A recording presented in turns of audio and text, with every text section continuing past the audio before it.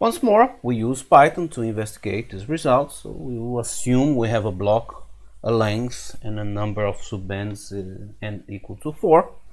And our baseband prototype impulse response h of n is given by this array here. And we use equation 4, and we get the analysis folding matrix FA.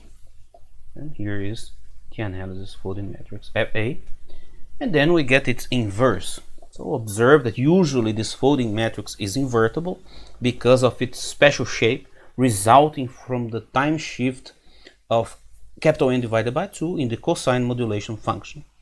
And then this inverse becomes the folding matrix for the synthesis to ensure the perfect reconstruction.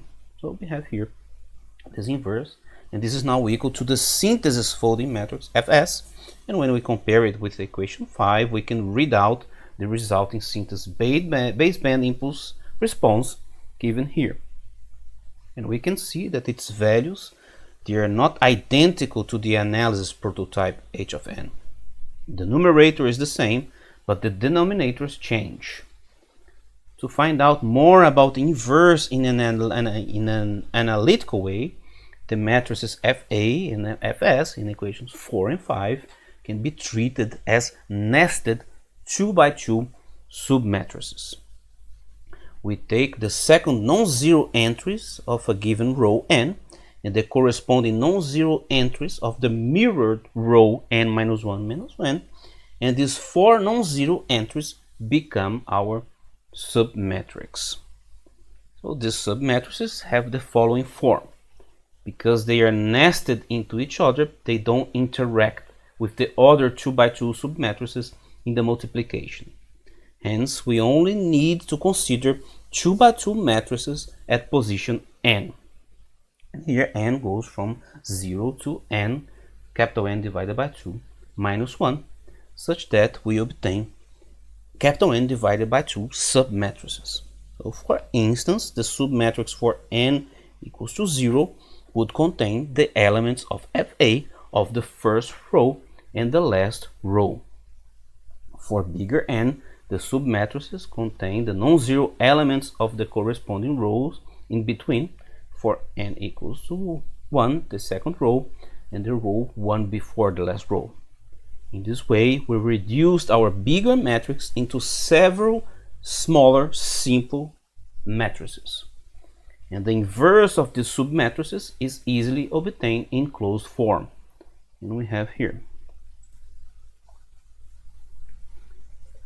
Observe that the denominator is the negative determinant of the submatrix. And the corresponding submatrices for the synthesis are given here. And by setting them equal, we get a solution for perfect reconstruction. So we have the submatrix for synthesis equal to this one, what we calculated here, and this would be a solution for the perfect reconstruction.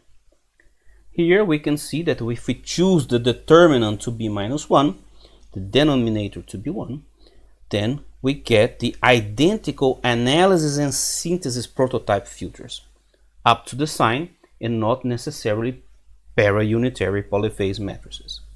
If we choose the determinant equals to minus 1, then the comparison of the submatrices shows that g of n is equal to minus h of n for n going from 0 to 2 capital N minus 1, and this means that the analysis and the synthesis window must be identical if the determinant is equal to minus 1 for perfect reconstruction.